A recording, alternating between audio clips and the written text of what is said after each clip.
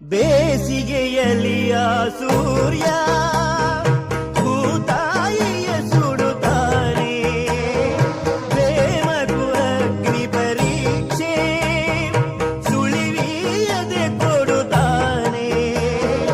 ಬೇಡ ಎಂದರೆ ನಾವು ಸುಡದೇ ಇರುವುದೇ ನೋವು, ಸರಿಯೋ ಕಾಲದ ಜೊತೆಗೆ ವ್ಯಸನ ನಡೆಯುವ